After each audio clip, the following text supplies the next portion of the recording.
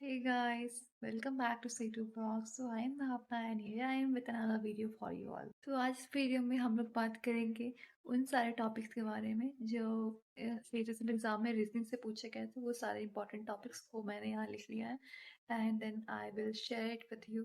Okay, so let's proceed. So reasoning का जो हमारा फर्स्ट टॉपिक होने वाला है वो होने वाला है सीरीज कॉम्पिटिशन का। सो जैसा कि आप लोग जानते हो कि एससी के हर शिफ्ट में अभी तक सीरीज कॉम्पिटिशन से क्वेश्चंस होते हैं। सो इस बार भी सीरीज कॉम्पिटिशन से क्वेश्चन थे। मेरे शिफ्ट में एटलीस्ट 2 क्वेश्चन थे सीरीज से। ओके, सो सीरीज कॉम्पिटिशन आपको कर लेना है कि हम लोग जानते हैं सीरीज कॉम्पिटिशन जो क्वेश्चंस बनते हैं उनमें क्या होता है कि 4 आपको ऑप्शन नंबर्स दिए होते हैं एंड उसमें कुछ पैटर्न जो होता है वो फॉलो कर रहे होते हैं एंड आपको वही सीरीज को आगे लेकर जाना होता है। तो कुछ इस प्रकार से सीरीज कॉम्पिटिशन से क्वेश्चन बने थे एंड इससे कि यहाँ में से कि हम लोग जानते हैं कि हर बार ही जो है नंबर बेस्ड जो क्वेश्चन होते हैं काफ़ी ज़्यादा रिपीटेड होते हैं। इसलिए आपको वो करना काफ़ी इंपॉर्टेंट हो जाता है। देन अगर हम आते हैं दूसरे टॉपिक पे हमारा, तो वो है हमारा कोडिंग एंड डिकोडिंग का। तो कोडिंग डिकोडिंग से जो क्वेश्चंस बन रहे थे वो लाइक ऑलवेज लाइक आपको एक दे दिया गया है कोई नाम और उसको आपको डिकोड करना है इनटू अ नंबर, फिर आपको उसमें पैटर्न ढूंढना है और उससे ही आपको क्या होगा रिजल्ट में भी एक पैटर्न ढूंढ के उसके कुछ नंबर फाइंड करने होंगे जिनके ऑप्शन आपको अवेलेबल होंगे। सो ऐसे ऐसे कुछ क्वेश्चन थे कोडिंग डिकोडिंग से भी क्वेश्चन वगैरह अच्छे आए थे। ठीक है, तो ये हमारा सेकंड टॉपिक रहा कोड। फिर जो क्वेश्चंस बने थे वो डिक्शनरी ऑर्डर से ही बने थे जहाँ पे हमें कोई वर्ड दे दिया रहता है एंड 4-5 वर्ड्स होते हैं ना, आपको क्या करना है डिक्शनरी के वर्ड अनुसार आपको अल्फाबेटिकल ऑर्डर में उसे अरेंज करने होते हैं। सो ऐसे क्वेश्चन थे जहाँ पर क्वेश्चन ना डिसेंडिंग ऑर्डर में था, लाइक जो सबसे लास्ट में आ रहा है वो पहले ऑप्शन में था, फिर उसके बाद वाला सबसे जो पहले आ रहा है वो लास्ट ऑप्शन में था। तो कुछ इस प्रकार से हमारे जो ऑप्शन थे वो अरेंज थे। ओके, सो डिक्शनरी भी एक इम्पॉर्टेंट टॉपिक हो जाता है अभी के हिसाब से। तो सबसे इम्पोर्टेंट टॉपिक रहा जो मैंने अभी तक जो जो भी एडिक्विटी के चेंज मतलब एसएससी के वेंडर के चेंज होने के बाद मैं ऑब्जर्व किया है कि सिचुएशन रिएक्शन से क्वेश्चन जो है वो बढ़ गए हैं। लाइक स्टीनोग्राफर के एग्जाम में सिचुएशन रिएक्शन से क्वेश्चन थे। Even group A group B जो भी हुआ था हमारा एसएससी सिलेक्शन पोस्ट का 11th and 12th and 10th post के लिए, देन वहाँ पे भी क्या था सिचुएशन रिएक्शन बेस्ड क्वेश्चन थे। सीजीएल के एग्जाम में भी थे और यहाँ पे भी मैंने सीएचएस के एग्जाम में सेम पैटर्न नोटिस किया। तो सिचुएशन रिएक्शन से क्वेश्चन बन रहे थे। ओके, तो सिचुएशन रिएक्शन भी एक इम्पॉर्टेंट टॉपिक हो जाता है। तो सिचुएशन रिएक्शन से क्वेश्चन ना बेसिक ऐसे बनते हैं लाइक कि आपको एक सिचुएशन दे दिया गया है, लाइक एक कॉन्ट्रैक्टर है जिसको कुछ प्रोजेक्ट मिला है कि आपको ये बिल्डिंग तैयार करवानी है और उसके पास अब 4 ऑप्शन दिए हैं। यहाँ पे लिखा है कि अब वो कैसा मटेरियल यूज़ करेगा, अच्छा मटेरियल यूज़ करेगा, कम प्राइस में यूज़ करेगा। ऐसे करके कुछ 4 बेसिक जो है आपके पास ऑप्शन होते हैं। और इसमें मैंने एक चीज़ नोटिस किया ना कि मेरे सेट में जो 2 क्वेश्चन आए थे इससे एंड दोनों में क्या ऑप्शन जो थे वो 3 नेगेटिव थे और पहले एक ही पॉजिटिव थे। तो इस प्रकार से आपका ये वाला सेक्शन जो है काफ़ी ज़्यादा स्कोरिंग एंड ईज़ी हो जाता है। ठीक है, तो इसमें आपको कोई दिक्कत नहीं आएगा। बढ़िया।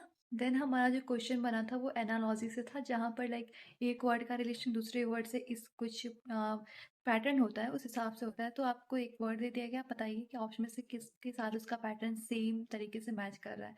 तो एनालॉजी से भी ऐसे क्वेश्चन बन के आए थे।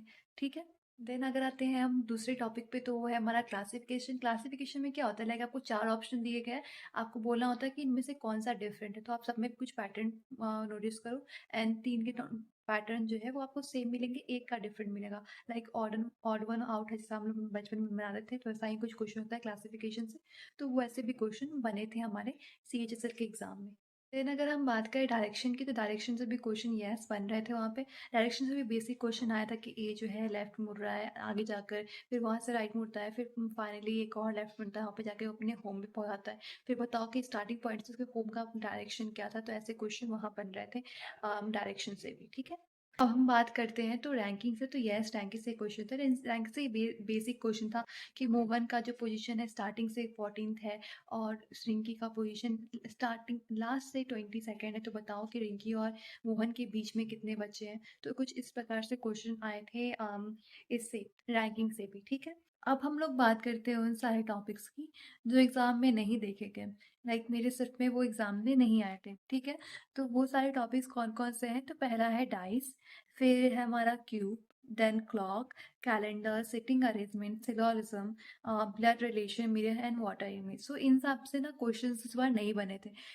मिरर इमेज से हर बारी हम लोग देखते थे क्या कि क्वेश्चंस आते थे, लेकिन इस बारी काफ़ी ज़्यादा ये अनएक्सपेक्टेड भी था, लाइक कि मिरर इमेज से question, mirror mirror and water image से क्वेश्चन नहीं बन रहे हैं। ब्लड रिलेशन से भी एक भी क्वेश्चन नहीं था। सिलोजिज्म से क्वेश्चन नहीं था, जबकि सिलोजिज्म से क्वेश्चन हर बार ही होते। लास्ट ईयर का मुझे याद है कि मैंने सिलेक्शन पोस्ट का एग्ज़ाम दिया था, एंड मैं उसमें भर-भर के सिलोजिज्म से क्वेश्चन था। इवन स्टीनो के एग्ज़ाम में भी क्या था, भर-भर के क्वेश्चन था सिलोजिज्म से। इस बार ऐसा ऐसा नहीं था। सिटिंग लाइन्स से एक एक भी क्वेश्चन नहीं था, कैलेंडर से भी क्वेश्चन नहीं था, क्लॉक से भी नहीं था, इवन क्यूब से भी क्वेश्चन नहीं था। कभी-कभी होता है लाइक बेसिक आप अगर आपके क्वेश्चंस आ रहे हैं तो क्यूब से क्वेश्चन दे देते हैं, लेकिन क्यूब से इस बार क्वेश्चन नहीं थे। देन डाइस से भी क्वेश्चन ऐसा नहीं था। Would like to give you an advice कि आप क्या करो कि इनइक्वालिटी भी कवर कर लो, क्योंकि इनइक्वालिटी से क्वेश्चन ना इससे पहले ऐसे सिलेक्शन पोस्ट में आ रहे थे। इस बार मेरे सीएचएससी के पेपर में तो नहीं थे, बट हाँ, आगे हो सकता है कि इनइक्वालिटी क्वेश्चन जो है बार-बार रिपीट हो। सो इससे बेटर है कि हम लोग क्या करें, एक बार इनइक्वालिटी को रिवाइज कर ले, एक बार जो हम लोग भूल गए उसको रिमेंबर फिर से कर लेना इम्पोर्टेंट है। Okay, so that was the end of the video. I hope you like this video, and if you did, do like and subscribe to my channel. Okay, bye bye.